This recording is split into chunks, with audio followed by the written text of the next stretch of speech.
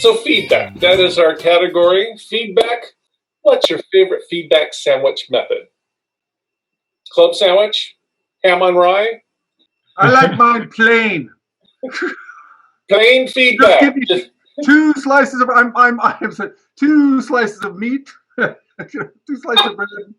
It's the Atkins feedback. It's all protein all the time. We skip all the good stuff and we get right to tearing you apart. Oh, that's the Speakers Bureau. Oh, that's right.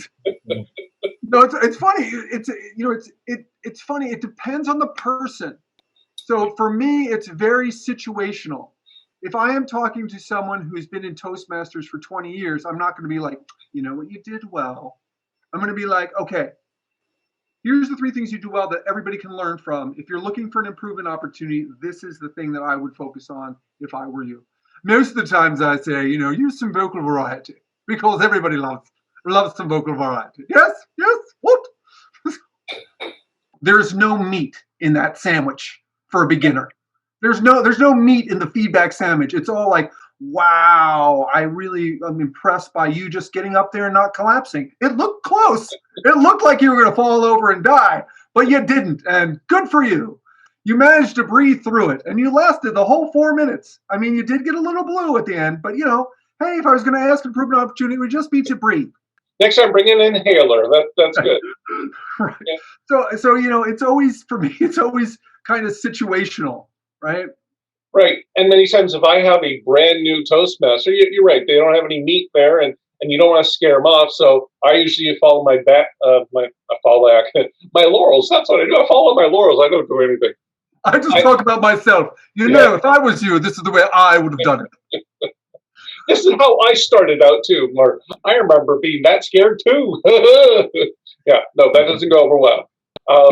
I usually go back to, well, this is good. This is your baseline. Now you know what worked well or what you do very well already, and this is where you can improve upon.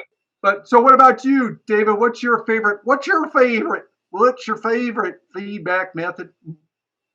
Tend to add too much. I want to tell them everything. So maybe it's called the fire hose method. Here's what I think, and all I can fit in 3 minutes. A 3-minute evaluation, that's good. That's a lot. Yeah, I like the fire hose method. Here, just take this all in. It's like, oh yeah, I'm going to get it. My head's going to explode. I'll absorb all that and do that next time. Thanks. Well, I always, for those who are like polished speakers, what I really try to emphasize is what everyone could learn from it. Everyone, I would like you to remember, did you feel how connected you were with this speaker when they told the story and the richness of it? This is what you should aspire to. This is what great speakers are able to do. They're able to take their point. They're able to give you a great story that sucks you in, and then they get you at the end, and you're, and you feel that sense of it. That's what we're all looking for. So look, this guy's a rock star. You're not. So let's follow what he's doing. Okay.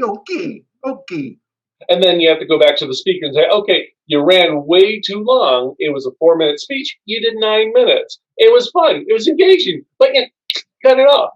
And that's where the feedback really comes in from others, is being able to say, this worked for me and this didn't. I really like that phraseology that Toastmasters recommends, is that, what would have worked better for me is if you did this, or this. I was expecting this to happen and it didn't. So that's feedback that I always like to hear. I'm like, oh, that is good.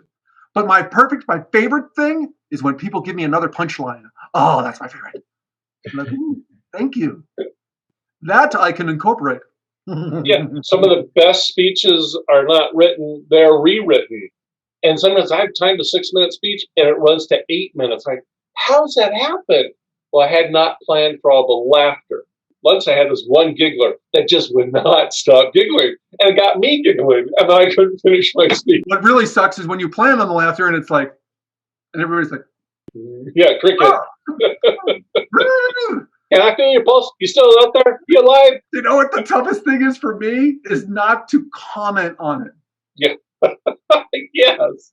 Because I'm like, look, I got this thing timed down to the second. If I try to go off on a tangent, forget it. I'm in trouble. Well, you know, one of the things that's always the most challenging, I think, in speech writing would be is the editing process. It really is that distilling. I have to take this rich idea and then I must distill it down to its essence. You know, it's like you're cooking. Hey, look, here it is, a fabulous sauce that I've made. But you really have to work on that, and the only way you get that really is from great feedback.